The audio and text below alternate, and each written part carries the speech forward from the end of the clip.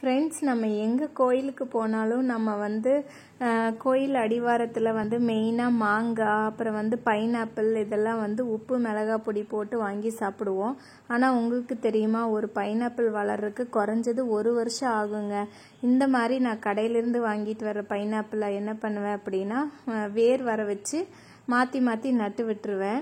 ஏன்னா அப்போ தான் ஒரு பைனாப்பிள் வர்றதுக்கு 1 வருஷம் ஆகும்போது இன்னொன்று நம்மளுக்கு வந்துட்டுருக்கும். இது நான் ஏற்கனவே நட்டு வச்சது. இப்போ இது கொஞ்சம் நல்லாவே வளர்ந்துருச்சு. உங்களுக்கு நான் அந்த வளர்ந்த வீடியோ போடுறேன். இப்போ நான் என்ன பண்ணியிருக்கேன், திருப்பி ஒரு பைனாப்பிள் நாங்கள் சாப்பிட்றதுக்காக வாங்கினோம். அதை வந்து வேர் வர்ற ப்ராசஸ் ரெடி பண்ணுறதுக்காக மறுபடியும் போட்டு வச்சுருக்கேன். ஏன்னா நம்ம வந்து சீக்கிரம் வர்ற பழமாக இருந்ததுன்னா நம்ம அப்பப்போ வச்சு எடுத்துக்கலாம் ஃப்ரெண்ட்ஸ். ஆனால் இது 1 இயர் ஆகும்.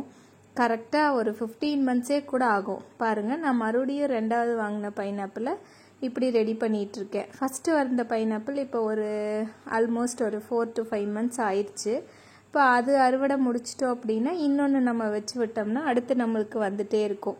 ஏன்னா ஒரு பெரிய பீரியட் இது எடுக்கிறதுனால நம்ம இந்த மாதிரி மாற்றி மாற்றி வச்சுட்டே இருக்கணும். இதுதான் நான் முதல் வச்சது. இப்போ பாருங்கள், இது இப்போ புதுசாக வச்சுருக்கிறது. இதிலிருந்து வேர் வரும்.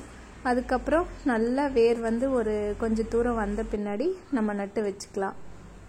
நான் இந்த மாதிரி கண்ணாடி பாட்டிலில் போட்டு போட்டு வச்சுட்டு தினமும் தண்ணியை மாற்றிட்டே இருப்பேன்.